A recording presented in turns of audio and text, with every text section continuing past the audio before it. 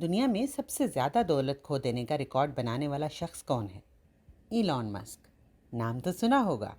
جی، پہلے تو وہ دنیا کے امیر ترین شخص بنے اور اب ایک ایسی شخصیت جنہیں زندگی میں سب سے بڑے مالی نقصان کا سامنا کرنا پڑا ہو۔ Elon Musk social media platform Twitter اور الیکٹرک کار کمپنی ٹیسلا کے چیف ایگزیکٹو ہیں اور آئے دن اپنے بیانات اور ٹویٹس کی وجہ سے خبروں میں رہتے ہیں۔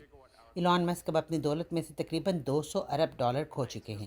جی، ٹھیک سنا آپ نے، $200 ارب کا نقصان، جو gains book of world record کے مطابق دنیا کی تاریخ میں ذاتی املاک کے نقصان کا سب سے بڑا ریکارڈ ہے۔ جرید فوربس کے مطابق ایلان کی دولت، جو 2021 میں $320 بلین تھی، کم ہو کر جنوری 2023 میں $138 بلین رہ گئی، مگر ابھی بھی وہ دنیا کے دوسرے امیر ترین آدمی ہیں۔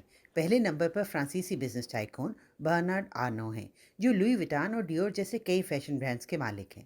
ایلان کے بعد تیسرے نمبر پر بھارتی بزنس مین گوتم اڈانی ہیں۔ ایلان کو یہ نقصان ان کی الیکٹرک کار کمپنی ٹیسلا کی شیئر پرائس گرنے کی وجہ سے ہوا۔ 2023 میں کمپنی کے شیئرز کی قیمت 70% تک گری ہیں۔ کمپنی کی قدر پچھلے سال اپریل کے $1 کھرب سے گھٹ کر صرف $3.25 ارب رہ گئی ہے۔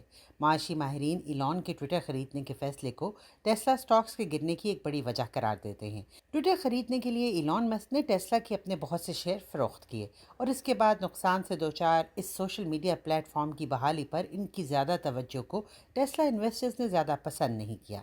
اس کے علاوہ ٹیسلا کمپنی کے پروڈکشن کے اہداف اور دیگر وجوہات نے بھی کمپنی کو بڑا نقصان پہنچایا، جس کا زیادہ اثر میجر شیئر ہولڈر ہونے کی وجہ سے ایلان کے ذاتی اثاثوں کو پہنچا۔